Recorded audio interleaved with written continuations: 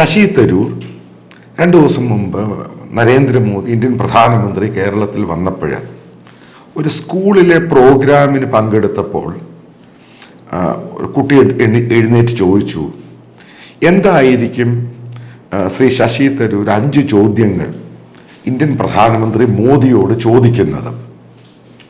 അപ്പോൾ അദ്ദേഹം വളരെ പെട്ടെന്ന് തന്നെ അതിന് ഉത്തരം കൊടുത്തു. 5 ചോദ്യങ്ങൾ എന്തായിരിക്കും അദ്ദേഹം ഇന്ത്യൻ പ്രധാനമന്ത്രിയോട് ചലഞ്ച് ചെയ്യുന്ന ചോദ്യങ്ങൾ.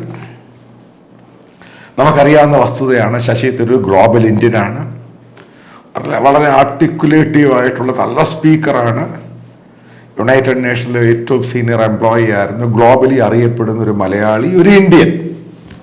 അദ്ദേഹം പറയുന്ന കാര്യങ്ങളെല്ലാം വളരെ ശ്രദ്ധയോടെ ഇന്ത്യക്കാർ വളരെ ക്രെഡിബിളായിട്ടാണ് കേൾക്കുന്നത്. അതേപോലെ ഞാനും ശശി തരൂരിനെ ആ രീതിയിലാണ് ഇന്നും എപ്പോഴും കാണുന്നത്. കാരണം വളരെ കാര്യങ്ങളെല്ലാം വളരെ പഠിച്ച് മനസ്സിലാക്കിയാണ് പറയുന്നത് എന്നുള്ള ചിന്താഗതി എനിക്കുമുണ്ട്.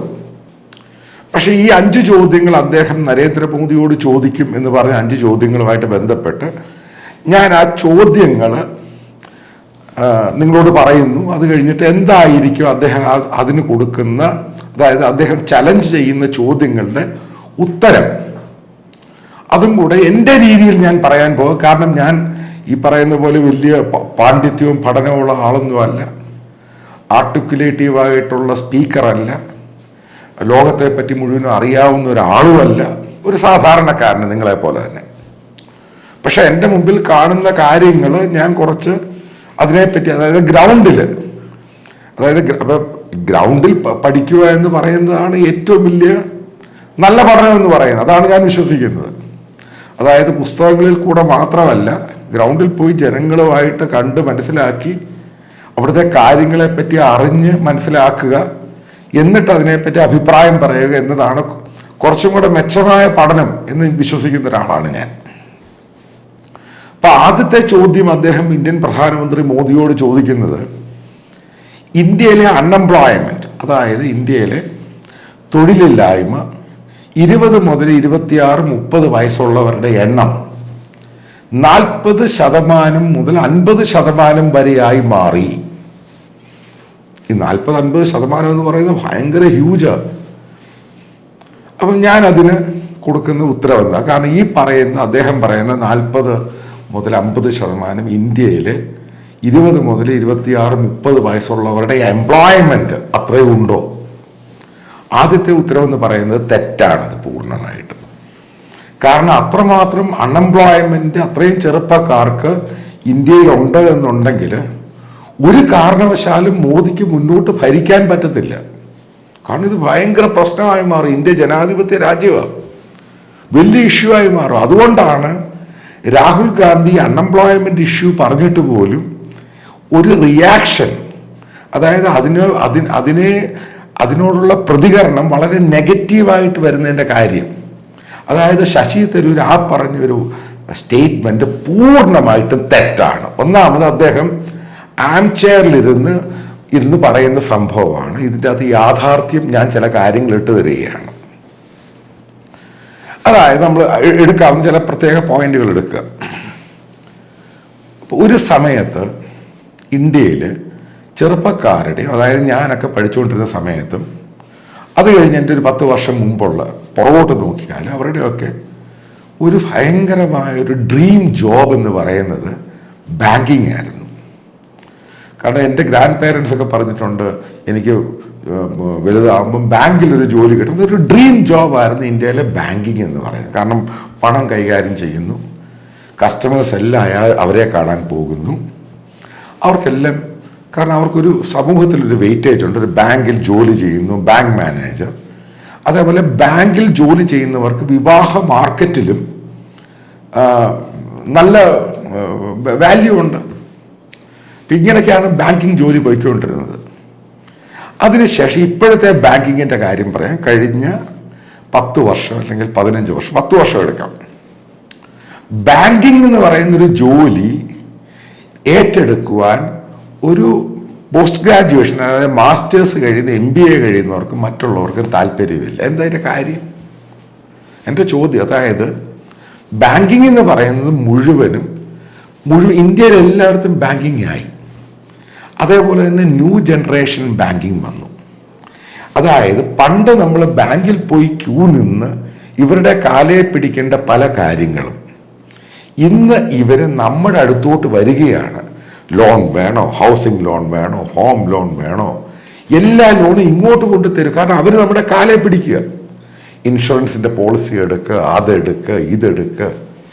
എന്താ അതിൻ്റെ കാര്യം? എന്താ ശശി തരൂർ സാറേ? ഇനി അടുത്തൊരു ചോദ്യം ചോദിക്കട്ടെ. ഇന്ത്യൻ ബാങ്കിങ്, അതായത് ഞാൻ വീണ്ടും പറയുവാണ്, അതായത് നാഷണലൈസ്ഡ് ബാങ്കിൽ SBI അവർ ചെയ്തൊരു പരിപാടി കഴിഞ്ഞ 15 വർഷം മുമ്പ് ഇന്ത്യൻ ഇൻസ്റ്റിറ്റ്യൂട്ട് ഓഫ് മാനേജ്മെൻറ്റിൽ നിന്നും ഇന്ത്യയിലെ ടോപ്പായിട്ടുള്ള മാനേജ്മെൻറ്റ് സ്കൂളിൽ നിന്നും ക്യാമ്പസിൽ നിന്നും കുട്ടികളെ കൊണ്ടുവന്നു. കാരണം ന്യൂ ജനറേഷൻ ബാങ്കുമായിട്ട് കോമ്പീറ്റ് ചെയ്യാൻ വേണ്ടി. അവസാനം എന്താ ഉണ്ടായത്? ഇവരൊന്നും 6 മാസം പോലും ഈ SBIയിൽ ഡയറക്റ്റ് ഓഫീസറാണ്, ഡയറക്റ്റ് അസിസ്റ്റന്റ് മാനേജറും മാനേജറുമായിട്ടാണ് ഇവരെടുത്തിരിക്കുന്നത്. 6 മാസം പോലും ജോലി ചെയ്തില്ല, ജോലി കളഞ്ഞിട്ട് പോയി. എന്താ കാര്യം ശശി തരൂർ സാറേ? ഇതിന്റെ കാര്യം എന്താ? അപ്പം ഇന്ന് നിങ്ങൾ നോക്കുക, എത്ര പേർക്ക് ബാങ്കിങ് ജോലി എന്ന് പറയുന്നത് ഇട്ടു പോകാൻ താല്പര്യമേ ഇല്ല. എന്താ കാര്യം? കാരണം ഇവർക്കൊക്കെ മനസ്സിലായി ഇന്നത്തെ ബാങ്കിങ് ജോലി എന്ന് പറയുന്നത് റിസ്ക് ആണ്. എങ്ങനെയുള്ള റിസ്ക്? എല്ലാ ക്വാർട്ടർലിയും ആനുവലിയും ഹാഫ് ഇയർലിയും, അതായത് ഇവർക്ക് റിപ്പോർട്ട് കൊടുക്കണം, അതായത് ഇവരുടെ പെർഫോമൻസ് കൊടുക്കണം. ഇത് കൊടുക്കാൻ കഴിഞ്ഞില്ല എങ്കിൽ ഇവരെ പുറത്ത് ദൂരെ കളയും. കാരണം ഇവർക്ക് ഈസി ചെയർ ജോലിയല്ല. അത് വന്നതിൻ്റെ ശേഷമാണ് ഈ ബാങ്കിങ് ജോലി അവർക്ക് വേണ്ട എന്നുള്ള നിലപാടിൽ പോയത്. അതേപോലെ ബാങ്കിൽ ഇപ്പോൾ ഒരു ഓഫീസറായിട്ട് ജോലിക്ക് കയറുമ്പോൾ ഒരു 35,000-40,000 രൂപയേ ഉള്ളൂ ശമ്പളം. അതും അവർക്ക് ആ ശമ്പളത്തോട് ഇവർക്ക് താല്പര്യമില്ല. ഇതൊക്കെ കൊണ്ടാണ് ബാങ്കിങ് ജോലി ഇന്ത്യയിലെ ഒരു ക്രേസ് ജോലി അല്ലാതായി മാറിയത്. ഇന്ത്യയിലെ സ്ത്രീകളുടെ അതേപോലെ ഏറ്റവും ക്രേസ് ആയിട്ടുള്ള ഒരു ജോലിയായിരുന്നു ഏവിയേഷൻ, അതായത് എയർ ഹോസ്റ്റസ് ആകുക. ഈ പരിപാടി അതിൻ്റെ ഭാഗമായിട്ടാണ് ഈ ഇന്ത്യ മുഴുവൻ, ഇപ്പം നിങ്ങൾ പോയത് ഡിസ്ട്രിക്ട് ഹെഡ്ക്വാർട്ടേഴ്സിൽ പോലും ഈ ഏവിയേഷൻ സ്റ്റുഡൻസിനെ അവരെ പഠിപ്പിക്കുന്ന ഇൻസ്റ്റിറ്റ്യൂഷൻ ഉണ്ടായത്. ആ ജോലിയിൽ നിന്ന് ക്രേസ് ഉണ്ടോ? അതായത് എയർ ഹോസ്റ്റസ് ആയിട്ട് ജോലിക്ക് പോകുന്നവർ 1 വർഷം പോലും ജോലി ചെയ്യുന്നില്ല. ഒന്നാമത് അവരുടെ ശമ്പളം ഇത്രയേ ഉള്ളൂ, അവരുടെ സ്റ്റാർട്ടിങ് 30,000-35,000 രൂപയേ ഉള്ളൂ. അതുമല്ല കണ്ടിന്യൂ ആയിട്ട് ഫ്ലൈ ചെയ്യണം, പിന്നെ ഇതിന് റെസ്പോൺസിബിലിറ്റി ഉണ്ട്, ടൈമിംഗ് കീപ്പ് ചെയ്യണം, ഇത് പാലിക്കണം. ഇതിൻ്റെ പേരിലും അവിടെയും ഈ പറയുന്ന ശശി തരൂർ സാറ് പറയുന്ന രീതിയിലുള്ള ഈ 20 മുതൽ 26 പേര് വരെ ജോലി ആൾക്കാർ പോകുന്നില്ല. ഇത് ഞാൻ പറയുന്നതല്ല, ഇവരുടെയൊക്കെ ഈ ഇൻഡിഗോയുടെയും സ്പൈസ് ജെറ്റിൻ്റെയും, അതായത് എയർ ഇന്ത്യയുടെയും ടാറ്റ സൺസിൻ്റെ അവരുടെ ഗ്രൂപ്പിൻ്റെ ഏവിയേഷൻ ആണെങ്കിലും ഇവരുടെയൊക്കെ റിപ്പോർട്ടിൽ ഇവർ ഡെയിലി ആൾക്കാരെ ഗുഡ്ഗാവിലുള്ള ഓഫീസിൽ അവർ ഓഫീസ് തുറന്നു വെച്ചുകൊണ്ടിരിക്കുക, ഇങ്ങോട്ട് വരാൻ ഡെയിലി വന്നു, ഡെയിലി റിക്രൂട്ട്മെന്റാ. ആളിനെ കിട്ടുന്നില്ല. എന്താ കാര്യം? തൊഴിലില്ലാഞ്ഞിട്ടാണോ അവർക്ക് ജോലി കിട്ടാതെ? കാരണം ഇവരുടെയൊക്കെ ഈ ഏവിയേഷൻ ജോലി എന്ന് പറഞ്ഞിട്ട് +2 കഴിഞ്ഞുള്ളവർക്ക് പോകാവുന്ന ജോലിയാണ്. സ്ത്രീകളും പോകുന്നുണ്ട്, പുരുഷന്മാരും പോകുന്നുണ്ട്. എന്തുകൊണ്ടാണ് പോകാത്തത്? എന്തുകൊണ്ടാണ് ഈ പറയുന്നത്? ഏകദേശം ഇൻഡിഗോയ്ക്ക് ഏകദേശം 400 മുതൽ 500 എയർക്രാഫ്റ്റ് ഉണ്ട്. അവർക്ക് മാൻ പവർ കിട്ടാഞ്ഞ് ചില സന്ദർഭങ്ങളിൽ ചില റൂട്ടുകൾ ടെർമിനേറ്റ് ചെയ്യേണ്ടി വന്നിട്ടുണ്ട്. അതേപോലെ ടാറ്റ അവർ തന്നെ പറയുന്നുണ്ട്, ഇപ്പം എയർ ഇന്ത്യ അവർ റിക്രൂട്ട്മെന്റ് തുടങ്ങിയ സമയത്ത് ഇൻഡിഗോ ഇതെല്ലാം കൂടെ അങ്ങോട്ട് പോയി. അതിന്റെ പേരിൽ 20-24 ഫ്ലൈറ്റ് ഷെഡ്യൂൾഡ് ക്യാൻസൽ ചെയ്യേണ്ടി വന്നു ഇൻഡിഗോയ്ക്ക്. ഇതൊരു യാഥാർത്ഥ്യമാണ്. അതായത് ചെറുപ്പക്കാരുടെ ട്രെൻഡ് മാറി. ഇതാണ് സംഭവം. അതേപോലെ വലിയ വലിയ ഷോറൂംസ്, ഇപ്പം ലുലു എന്ന് പറയുന്നത് കേരളത്തിൽ, അത് അവിടെ യൂസഫ് അലി അതിനകത്ത് ആൾക്കാരെ റിക്രൂട്ട് ചെയ്യാൻ വേണ്ടി വലിയൊരു സംഭവം, വളരെയധികം ചെറുപ്പക്കാർ പോയി. ഇന്ന് ലുലുവിൽ എൻ്റെ ചോദ്യമാണ്, ഈ പറയുന്ന വൈറ്റ് കോളർ ജോലിക്ക് യൂസഫ് അലി കൊടുക്കുന്ന 20 സ്റ്റാർട്ടിങ് 15-20 സാലറി മേടിച്ച് ജോലി ചെയ്യാൻ ചെറുപ്പക്കാരുടെ എണ്ണം കുറവാ, താല്പര്യമില്ല. അതായത് ഇന്ത്യയിൽ, അതായത് ഡൽഹി എടുക്കുന്നു, മുംബൈ എടുക്കുന്നു, ബാംഗ്ലൂർ എടുക്കുന്നു, അഹമ്മദാബാദ് എടുക്കുന്നു. ഇവിടെ പലയിടത്തും ഷോറൂംസ് ഉണ്ട്. റിലയൻസിൻ്റെ പല ഷോറൂംസ് ഉണ്ട്. കാരണം റിലയൻസിൻ്റെ ഉണ്ട്, അതേപോലെ തന്നെ മോർ എന്ന് പറഞ്ഞ ഷോറൂം ഉണ്ട്. അങ്ങനെ ഇലക്ട്രോണിക് ക്രോം, ടാറ്റയുടെ ഉണ്ട്. ഇവിടുത്തെ എല്ലാം പ്രശ്നം എന്തുവാ? ഇവിടെ എല്ലാം ആ ഷോറൂമിൽ പോയിട്ട് ടൈയും കോട്ടും ഇട്ട് നിന്ന് അത് സെയിൽ നടത്തുവാൻ വേണ്ടി ആളിനെ കിട്ടുന്നില്ല. അത് തൊഴിലില്ലാഞ്ഞിട്ടാണ് എന്താ അതിൻ്റെ കാര്യം? അത് ശശി പറഞ്ഞതാ. എന്താ അതിൻ്റെ കാര്യം എന്ന് പറഞ്ഞാൽ എന്തുകൊണ്ടാണ് ആളിനെ കിട്ടാതെ? കാരണം ഏറ്റവും കൂടുതൽ അൺഎംപ്ലോയ്മെന്റ് ഉള്ളത് ആ ഒരു ക്ലാസ്സിനാണ്. അവിടെയാണ് ആൾക്കാരെ ജോലിക്ക് കിട്ടാതിരിക്കുന്നത്. ഇത് യാഥാർത്ഥ്യമാണ്. ഇനി കാറുകളുടെ ഷോറൂം എടുക്കാം. കാരണം കാറുകളുടെ ഷോറൂമിൽ ഇതേപോലെ ഒരു ഷോ ബിസിനസ്സാണ്. ഇപ്പം ഇന്ത്യയിൽ എല്ലായിടത്തും വലിയ വലിയ ഷോറൂമുണ്ട്, പല ഓട്ടോമൊബൈൽസ് കമ്പനിക്കും. ഇവിടുത്തെയും പ്രശ്നം ഇതായി. ഇവിടെയും അവിടെ ജോലിക്ക് പോയി നിൽക്കാൻ, അവിടെ അതായത് ഈ പറയുന്ന പോലെ കോട്ടും സൂട്ടും ഒക്കെ ഇട്ട് കാറ് വിൽക്കാൻ വേണ്ടി നിൽക്കാൻ വേണ്ടി ആളിനെ കിട്ടുന്നില്ല. ഇത് യാഥാർത്ഥ്യമാണ്. ഇത് താങ്കൾ ശശി തരൂർ ആദ്യം പോയി ആൾക്കാരോട് ചോദിച്ചു നോക്കുക, ഞാൻ ഈ പറയുന്നതൊക്കെ ഫാക്ടറാണോ, സത്യമാണോ അല്ലയോ എന്നുള്ളത്. അത് താങ്കൾ ഈ പറയുന്ന പൊട്ടത്തരമാണ് ഈ പറയുന്നത്. ഇനി അടുത്ത സംഭവം എടുക്കുക. അത് ഇന്നും എനിക്ക് ഓർമ്മയുണ്ട്. ഒരു 10-20 വർഷം മുമ്പ് തമിഴ്നാട്ടിൽ, അതായത് തിരുപ്പൂർ, കോയമ്പത്തൂര്, ആ ഭാഗത്തുള്ള റെഡിമെയ്ഡ്, അത് അവിടെയാണ് റെഡിമെയ്ഡിൻ്റെ ഏറ്റവും കാരണം മാനുഫാക്ചറിങ് യൂണിറ്റ് എന്ന് പറയുന്നത്. അപ്പം അവിടെയുള്ള ഓരോരുത്തരുടെ സാലറി എന്ന് പറയുന്നത് ആ സമയത്ത്, അതായത് 8 മണിക്കൂർ 9 മണി എക്സ്ട്രാ ടൈം കൊടുക്കും. അത് ഏറ്റവും കൂടുതൽ ജോലി ചെയ്തുകൊണ്ട് തമിഴ്നാട്ടുകാരായിരുന്നു. അപ്പോൾ അവരുടെ സാലറി എന്ന് പറയുന്നത് 250-350 റുപ്പീസ് ആയിരുന്നു പെർ ഡേ. പിന്നെ പീസ് വർക്കാണ് ഇത് പോകുന്നത്.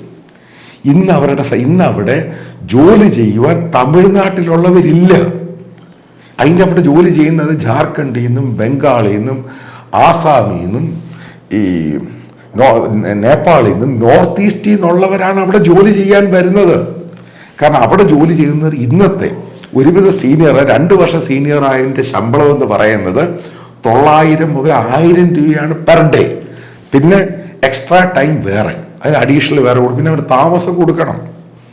പിന്നെ ഫോർമാൻ അവരുടെയൊക്കെ സാലറി എന്ന് പറയുന്നത് 50,000, 60,000, 70,000. ആ കുറച്ചും കൂടെ സീനിയർ ആയി കഴിഞ്ഞ സൂപ്പർവൈസേഴ്സിന്റെ സാലറി അങ്ങനെയാ പോകുന്നത്. ഇനി അടുത്ത എടുക്കുക UP, അതായത് ഗാസിയാബാദ്, അലിഗഡ്, ആ ബെൽറ്റ് മുഴുവൻ എടുക്കുക. അവിടെ 10-20 വർഷം മുമ്പ് ഒരാളുടെ സാലറി, ലേബർ സാലറി, അതായത് ഈ പാടത്ത് ജോലി ചെയ്യുന്നവരുടെയൊക്കെ സാലറി ഞാൻ കണ്ടിട്ടുണ്ട്. വെറും 40 രൂപയുള്ളൂ, 35 രൂപയുള്ളൂ. അതായത് അതിനവിടുത്തെ ഫാക്ടറി ആണെങ്കിൽ പോലും അവർക്ക് 60 രൂപയുള്ളൂ പെർ ഡേ. ഞാൻ പറയുന്നത് 20 വർഷം 22 വർഷം മുമ്പുള്ള കാര്യം. പക്ഷെ ഇന്ന് ഞാൻ കഴിഞ്ഞിടയ്ക്ക് ഈ ഗാസിയാബാദിലും ഫരീദാബാദിലും ഗുഡ്ഗാവിലും അവിടെയുള്ള ഈ small and medium scale industry അവിടെ പോയി കണ്ടു. കാരണം മാരുതിയുമായിട്ട് ചേർന്ന് മറ്റുള്ള ഇൻഡസ്ട്രിയുമായിട്ട് വലിയ വലിയ ഇൻഡസ്ട്രിയിലൊക്കെ പോയി ഇവരുടെ ലേബേഴ്സിൻ്റെയൊക്കെ സാലറി ചോദിച്ചു. സൂപ്പർവൈസേഴ്സ് അവരുടെയൊക്കെ പെർ ഡേ സാലറി ഇന്ന് 1200 രൂപയായി. ലേബറിന്റെ സാലറിയാണ് ഞാൻ ഈ പറയുന്നത്.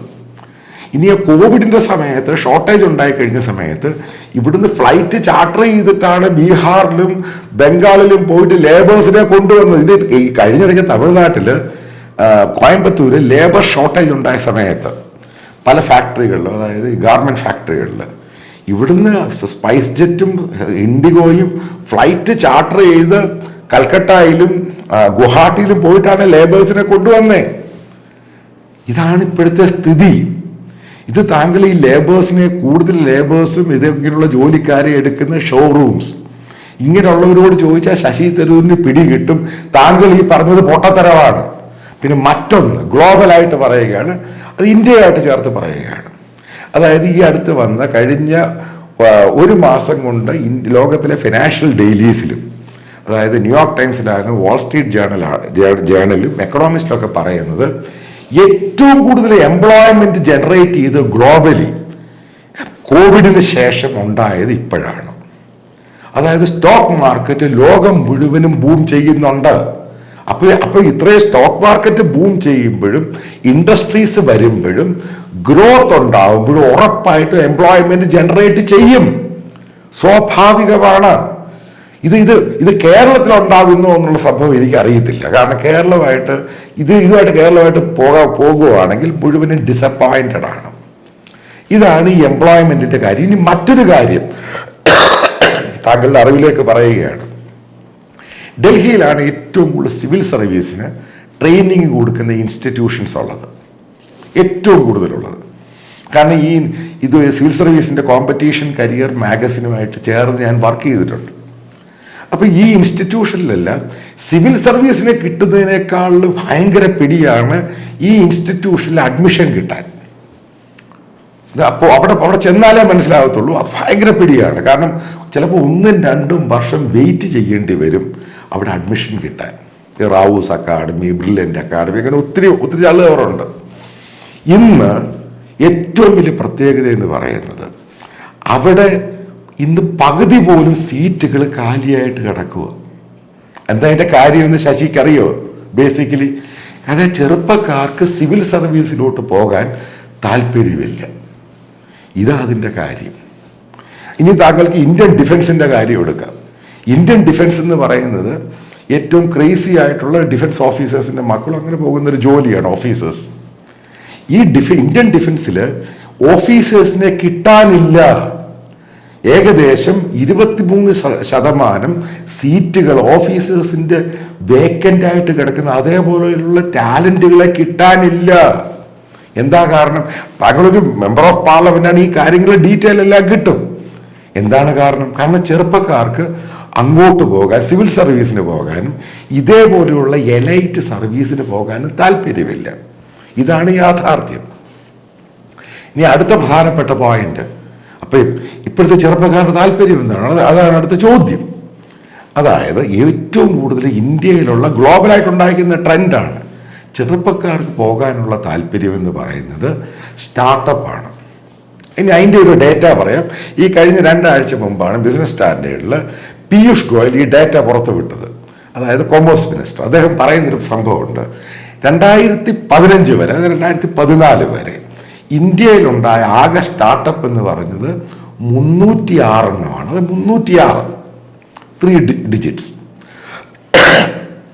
അത്രേ ഉണ്ടായിട്ടുള്ളൂ. അതേസമയം 2023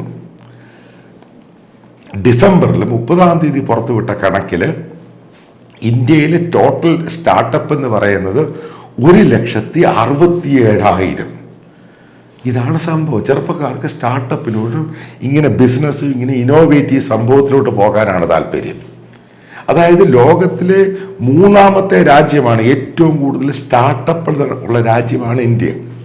അതായത് ഇതെല്ലാം ഡേറ്റ വെച്ച് താങ്കളോട് പറയുന്നു, താങ്കൾ ഈ പറയുന്ന ശശി തരൂരായ മഹാനായ താങ്കൾ ഈ പറയുന്ന മുഴുവനും തെറ്റാണ്. ഇന്ത്യയുടെ അൺഎംപ്ലോയ്മെന്റിനെ പറ്റി പറയുന്നത്. ശശി തരൂരിന്റെ 2ാമത്തെ ചോദ്യമുണ്ട്, ന്യൂനപക്ഷങ്ങൾക്ക് ഇന്ത്യയിൽ ജീവിക്കാൻ കഴിയുന്നില്ല. അതായത് മുസ്ലിം, ക്രിസ്ത്യൻ, പാഴ്സി, സിഖുകാർ, ജൈനമതം, ഇവർക്കൊന്നും ഇന്ത്യയിൽ ഇന്ത്യയിൽ ജീവിക്കാൻ കഴിയുന്നില്ല എന്നുള്ള ചോദ്യമാണ് അദ്ദേഹം പ്രധാനമന്ത്രിയോട്